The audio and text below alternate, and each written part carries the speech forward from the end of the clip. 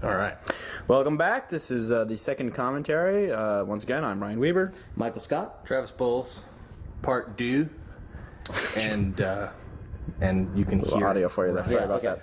Okay. Anyway, we were just talking about the fact that, we were just talking about shot choices at the end of the last commentary, and I had never met either of these guys. I kind of talked Ryan out of getting a bunch of strangers to come and shoot your movie. He was like, I'm not sure how we're going to crew RvD2 and how it's going to shuffle out. And I was like, well, I will come and shoot the hell out of it. And I was really lucky to be able to come and do that. And so, but I had never, even though Ryan had done effects for my movie, I'd never met him before, and I'd certainly never met Mike. Much less even spoken to you. We hadn't even really talked. I think. No. And getting up there, so I knew that it was my job to just facilitate their movie. I saw Ryan vs. Dorkman 1 and hopefully 2 as the Cadillac of fan films, and told them so the night that I got there.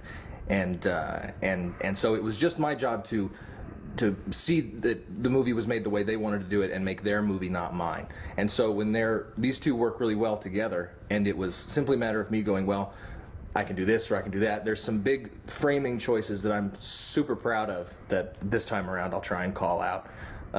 There's one coming up, that one. A lot of these decisions were made by you guys. I was really surprised at how much you guys had in your head beforehand. Right. A lot of Dutch angles, I should point out. You don't really see it, but there's a lot like this shot where the 3-shot and stuff like that. There's a lot of stuff that's canted, and you don't really notice almost just because of the way it flows, And that's a lot of influence from Travis, definitely. He's all about the Dutch angles. But I'm all about the Dutch angles, and you got to get in there. But it's good, and get it into the damn movie.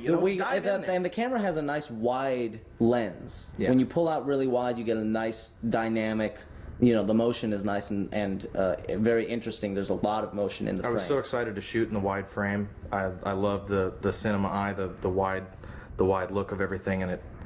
Like, look at the ladder stuff. All of this is framed specifically me having. I want to point out this shot with the overhead in the grate is a prime example of us having disagreements, but just shooting whatever we feel like shooting, and sorting it out in the edit because I'm like, I'll just climb up there. Yeah, we wanted to I wanted to do it, and Ryan didn't think it was a good idea because it's kind of cheesy and a little on the nose and stuff like that. But it was like, you know what? Let's do it. Let's try it and cut it in. And, after about 30 seconds of arguing, I'm like, you know what? Just shoot it. Like it'll take less time to shoot it than to decide what we want to do. And then I saw it when we cut it in the Waffle House the next morning, and we were looking at it, and I said, you know what? Yeah, you're absolutely right. It looks great.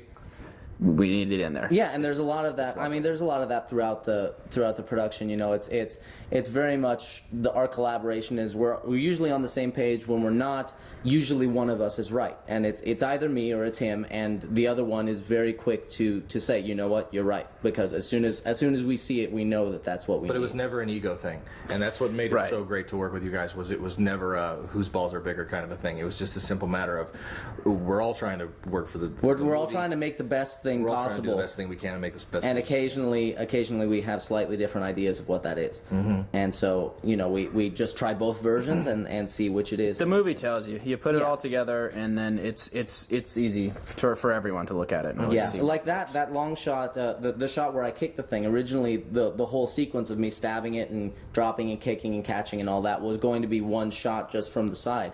And I was fighting for that one shot, but everyone else was like, I think we should get some alternate angles. Mm-hmm. And everyone else was definitely right. I think it would have been kind of lame if we had done it the way I wanted to originally. Mm-hmm. So I'm very happy with how you were talking about Dutch angles and dynamic choices, and as we get closer to the end of the movie, particularly before the final big attack where we're pushing into your faces, I find a lot of fan films and a lot of some big movies are afraid to really dig in and get a dynamic angle, and I think they're concerned that you need to keep it open.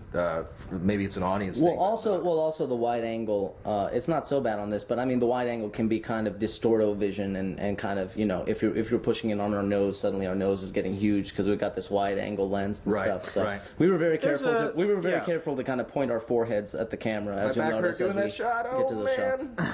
Yeah, there's a fine line, but I think we pull it off when we do it pretty successfully. That's a great moment. You pulling the saber is fabulous, and this was like the second take, wasn't it? You guys looking at each other. Yeah. Well, that's another thing. That's another argument we had because I was thinking it was just our faces. Like I had it just so only our heads were framed, right? And we did the whole thing. And Ryan was saying, he's like, dude, you have to see that we're about to fight. And I hadn't even thought of it that way. I just thought it was a reaction thing. And I'm like, yeah. I was fighting. I said you got to see our whole upper bodies and arms. Yeah. And it took that was a little bit of an argument, but we ended up shooting it. Once again, immediately, we shot it both ways. It was immediately like, yep, you're right. Boom. You're right. These pushes in. And those pushes, like I said, so we didn't get huge chins or noses. We ended up pointing our foreheads like right at the camera. Such a subtle dolly left, and a little goes a long way in those kind of moments. It's really fun to be moving the camera as much as we can here. We had the space in this open little area, and we got that makeshift dolly going. And like for the shot where we were running at each other there, and we're like, just pushing up in kind of a Matrix thing. Matrix Revolutions type thing. It's nice because we had so much space, so we didn't have to keep it linear like we did in RVD. We could be kind of just all over the place, moving left, right, and center. And we tried to keep the camera moving constantly. And even when we had to use tripod or something, we wound up adding a little bit of a little bit handheld in After Effects, like this shot and all the other shots, so that you can actually. I think the shot where I'm looking at my hand, I forgot to add that in. But that's okay. Most people are focusing on the stump anyway, so you don't want that to shake around too much. But it's almost always moving in some way, which just adds to the energy a lot more. Keeps it very kinetic. Doing weird camera angles. It becomes pro ball. It sets it apart from everything else like this on the internet. Yeah, because what a lot of people forget when they're doing handheld stuff and moving the camera and stuff is you still have to have a sense of composition. Yes. Even though you're moving it, even though the camera's shaking around and stuff like that, you still got a frame. You still got a pretty image. It's just not stable and static. Right. You still got to be trying to frame it. And the best kind of handheld, I think, is when you're trying to keep it steady. Yes. So you just get a little bit of a float in it as opposed to shaking it around intentionally, which I think people think handheld and they start shaking the camera, which is not. People do it too over the top. Way to do it. People, and that's why you hear people they get mad at people who do a lot of handheld work because they think it's the documentary style and that it's going to end up looking ugly or messy, and that's not the case.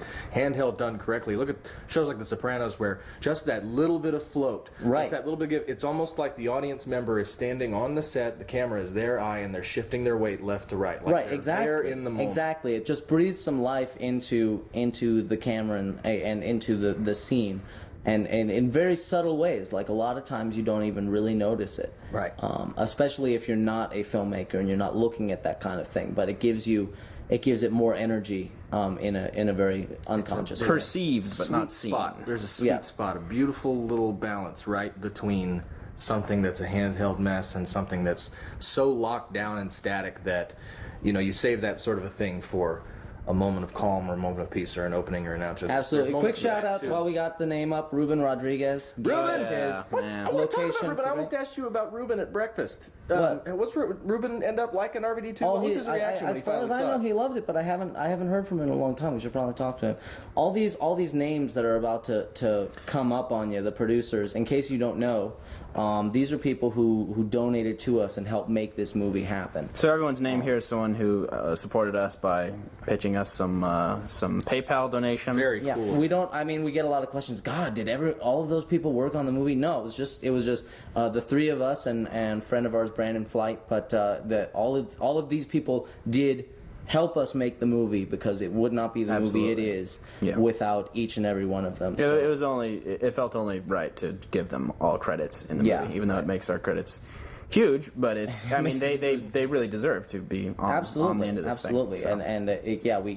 It would be a very different film. It wouldn't be as much of a leap forward from the original RVD if we did not have the support and the help.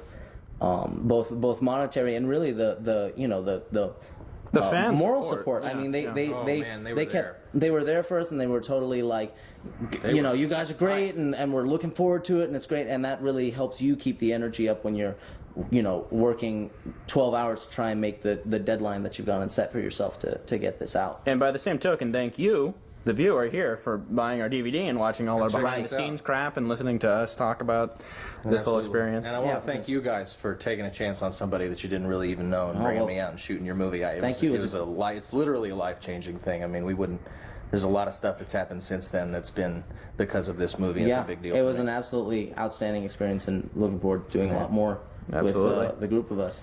Absolutely. So thanks for checking out our commentaries, and hope to see you in future projects, and hopefully someday RvD3.